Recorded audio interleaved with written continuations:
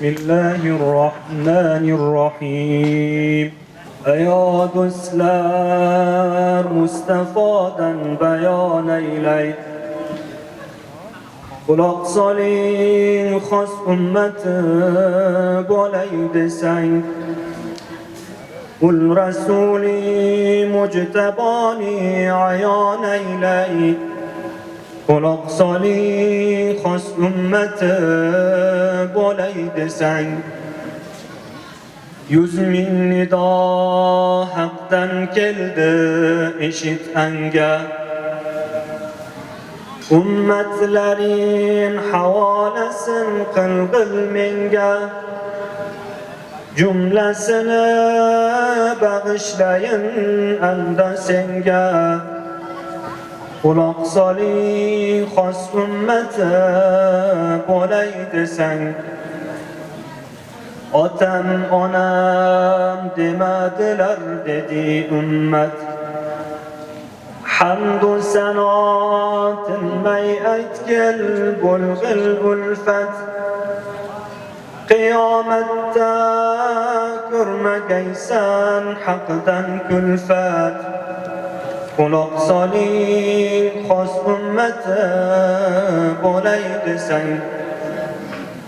Vaderiga öttü ömrüm kanı işten. Ümmet edim dünya sarı boldu zevkim.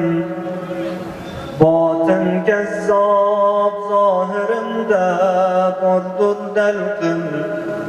Kulak salih has ümmeti boley desen. Yığlamaymu yolda kaldım emelim yok. Ümmet dedi enim sarı cedelim yok. Başım ketse bu yollardan toyarım yok. Kulak salih has ümmeti boley desen. Yaşım ketip ömrüm ötüp tövbe kılmay. Ahiretni asbabını kolga olmay. Yaxshilarni xoki poyi bo'lib yurmay.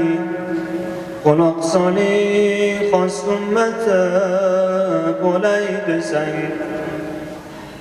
Ümmet bo'lsang kecha kunduz toat qilgil. Uqbo sari borg'il anda rohat ko'rgil. Aql ersang yig'lamoqni odat bilgil. Quloq soling xos ummati bo'lay desang. Chin ummati jondan kechib dunyo qo'ydi. O'lar vaqtda ummatim deb nola qildi. Vola bo'lib bulbul sifat haqni suydi. Quloq soling xos ummati bo'lay desang. Vay ümmetim dedi Ahmet. Aning uchun subhanegam qildi rahmat.